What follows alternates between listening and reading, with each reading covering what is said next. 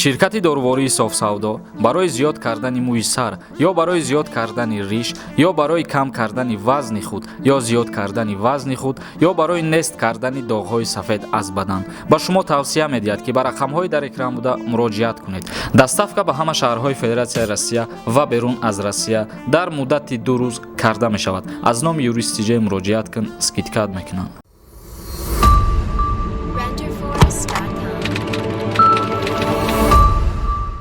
ассалому алайкум ба ҳама тамошобинони барномаҳои Сорубон Сафаров канали юристи ҷей. Видеои имрӯзаи мо якчанд мавзӯъ суҳбат гузаронидан ва баъдан саволҳое ки ба мо равон кардагӣ биден дар комментария увора то ҳадди имкон камеша мехонему ҷавоб мегардонем. Ба чӣ хотир мо саволҳоро кам мехонем? Бародарони азиз, ба хотире ки 95% саволҳои шумо дар бораи границаҳо, дар бораи парвозҳо, дар бораи чартерни парвозҳо, дар бораи билетҳо, умуман дар ҳамин мавзӯъҳо шумо бисёр савол метиҳед. Ба ҳамин хотир мо кӯшиш мекунем ки ба ин саволҳо дигар камтар ҷавоб гардонем. Аз сабабе ки анамин видеоҳои пештараи мо аллакай як 15 видео дар ҳамин мавзӯъҳо пешкаши тамошобино гардонда шудагӣ ҳастай аз ҷониби мо. Инак суҳбати аввали мо оиди гузаронидани тӯю маъракаҳо дар ҷумҳурии Тоҷикистон дар давраи ҳамин беморӣ бояд чӣ тавр гузаронанд. Чихеле ки ба ҳамаи мо шумо маълум аст, аз моҳи июн бародарони азиз як чизи дигара ба шумо хотиррасон кардани омад ки як бародармон дар Федератсияи Россия шаҳри Москва қарор дорад ва як канали исломӣ кушодагия дар уҷа панд насиҳатҳо яъне ки нашидҳо пешкаши тамошобино мегардонад.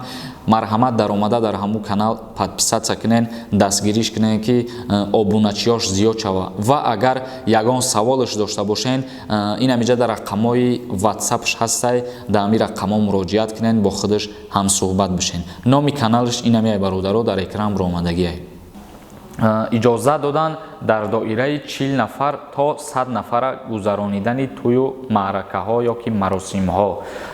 Вале мутаассифона боз ҳамира давлат ҳозир ҷиддитар назорат мекунад, чунки ҳар тӯю маъракае ки мешавад қонуни танзима шаҳрвандо риоя намекунанд ва баъд аз тӯй беморӣ мумкин аст ки зиёдтар шавад. Ба хотири пешгирӣ кардани ҳамин беморӣ аллакай боз ҷиддитар назорат карда истоданд шахсоне ки тӯю маърака мегузаронанд. Мақсад барои иҷозат гирифтан барои 40 нафар аз ҳамун ҷое ки шумо иҷозат мегирем барои баргузор кардани тӯи маъракаҳотон, мисол мегирем, агар шумо 400 сомон бисупорен нархи давлатиша ҳозир боша, ҳамира ҷаримаша ҷиддитар мебинанд. Ҷаримара ҷиддӣ кардан ба хотири чия, бародарони азиз, ки ба хотире ки мову шумо ба ҳамин хатогиҳо роҳ натиҳему қонуну қоидаи ҳамин беморира риоя кунем. Чунки мо ки агар саломатии худмона эҳтиёт кунем, бародарони азиз,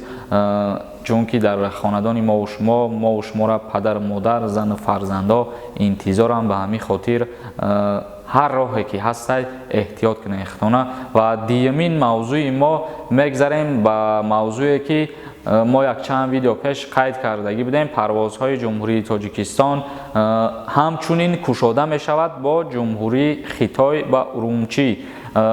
Аз сабабе ки шаҳрвандон кам ба он ҷо парвоз мекунанд, ҳоло чиптаҳои Хитой ба фурӯш баровардагӣ нест аз ҷониби ширкати ҳавопаймоии Тоҷикистон ё ширкати ҳамун Хитой худаш ва рӯйхат кардагиянд дар тӯли 2 ҳафта як маротиба рейс ба Хитой мешавад ба Урумчӣ. Ва агар ки шаҳрвандон хоҳишмандон зиёд талаб ки карданд, баъдан чиптаҳоро ба фурӯш мебароранд.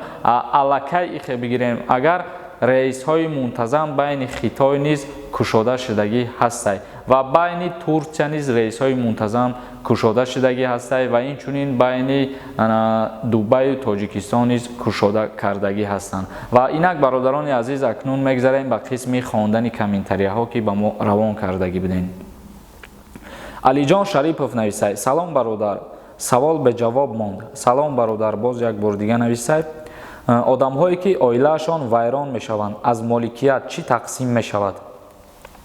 дар ҳолате ки зан мард аз якдигариш ҷудо мешаванд ва ба суд муроҷиат мекунанд, суд ба ҷудошавандагон аввалан муҳлати оштишавӣ метиҳад пеш аз ӯе ки акди никоҳи ӯвора бекор кунад. яъне ки ба ӯво муҳлат ба чӣ хотир метиҳад? Ба хотире ки яке аз тарафҳо агар аз фикри ақидаи худаш бигарда, яъне дар муддати 3 моҳ ё ки 6 моҳ бигӯяд ки ман дар вақташ ҳамин фикри ҷудошавиро кардам, вале айни ҳол ман ба фикре омадам ки бояд ҷудо нашавам.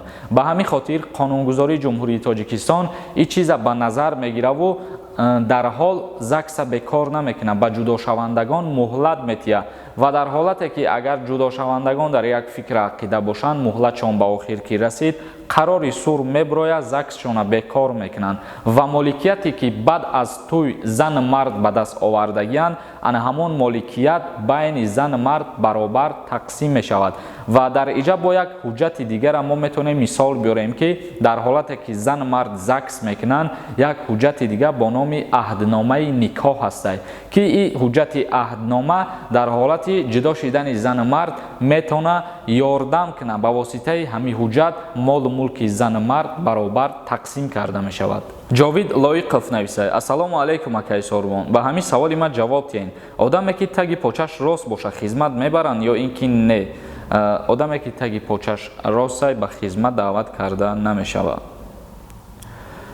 Мерган нависад: салом ака, шумо ба чанд бор нависам ҷавоб надодед, чартен рескати рави депорт мекунанд ё ин ки не?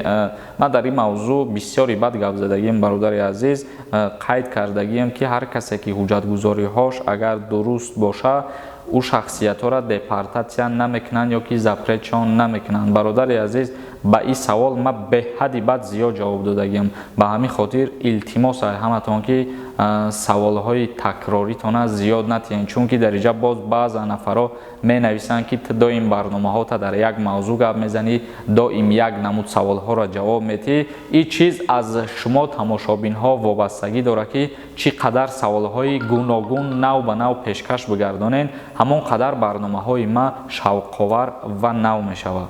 Миҷгона Садирова нависад: салом акаи Сорбон, номеротон дар кор шудааст, срочна як маслиҳат мепурсидам, мумкина номеротонро нависед.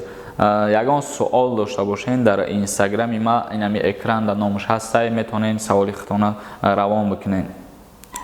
Симсим нависад: салом Сорбон, барои пули русӣ каме мефаҳмондӣ, дар Тоҷикистон арзон шидаги ба рӯзои наздик қимат мешавад ё ин ки не? бародари азиз, ин чиза ман маълумот дода наметавонам, чунки ҳар рӯз курс иваз шидан мегирад. мисол агар имрӯз 140 боша, пагон мебини 141 ё ки мебини 138. ба ҳамин хотир ман дар ин бора ҳеҷ чиза пешгӯӣ ба шумо карда наметавонам. Ғариббача нависад: барои праваи тоҷик бисёр ғам метиҳанд, ҳамин проблемаро бинанд ака, илтимос. албатта ки праваи тоҷикӣ дар Россия танҳо барои як чӣ кор меояд. вақте ки шумо кору фаъолият намекунед, барои гаштугузор кардани худтон мошин меронед, дар ӯ ҳолат истифодабариш мумкин аст. ва дар ҳолате ки шумо агар такси мисол ҳай мекунед ё ки ягон фаъолияти дигар, микроавтобус хати кору фаъолият мекунед, дар ин ҳолат мумкин нест ба праваи тоҷикӣ кору фаъолият кардан. Андреевич нависад: салом брат, якум комментараи худам, чӣ ҳамин раҳо аниқш кай ҳуй мешавад, агар бидони як видеокам пешакӣ раҳмат. бародари азиз, ҳозир агар ман дар мавзӯи роҳҳо аз пеши мақсад ба ҳамин саволи додагии ту бе ягон новус мисол ҷавоб гардонам, боз дар комментарияҳо ҳар кас ҳарчи менависад ки мақсад хеле гапҳоро нагӯ дига ё ки дар ҳамин мавзӯъ суҳбат накун. барзаме ки мо то имрӯза оиди раисҳо чӣ наворе кардем ба шумо, амура далели фактиш қати ба шумо гап задем, яъне ки дар ҳамун шабакаҳои иҷтимоии ҳукуматии кишварҳое ки оиди раис новости партофтанд, мо ҳамвора хондему ба шумо сода карда фаҳмондем ва аниқ кушода шиданаш ё ки нашиданаш, бародарони азиз, фикр мекунем ки баъзе аз ҳамун коркунои аэропорт низ чун намедонанд ки кай рейсҳои мунтазам кушода мешавад. Агар ихе фикр кунем, ҷумҳурии Тоҷикистон аллакай тайёрай барои рейсҳои хича кушодан бо Федератсияи Россия. Яъне ки ҷумҳурии Тоҷикистон пешниҳод кард ба Россия ки мо ана ҳамин қонуну қоидаҳои бемориро риоя мекунем ва ма тайёрам барои парвозҳои мунтазама барқарор кардан. Вале мутаассифона ҳукумати Федератсияи Россия дар ин бобат ҳоло ягон ҷавоб додагӣ нестай то айни ҳол. Боз ягон хабари нав шид, иншааллоҳ ки пешкаши шумо мегардонем, интизор бошед. Дар канали Юрист TJ ҳатман обуна шидана фаромӯш намекунем. Худованд ҳамаи мо шуморо нигаҳбон бошад.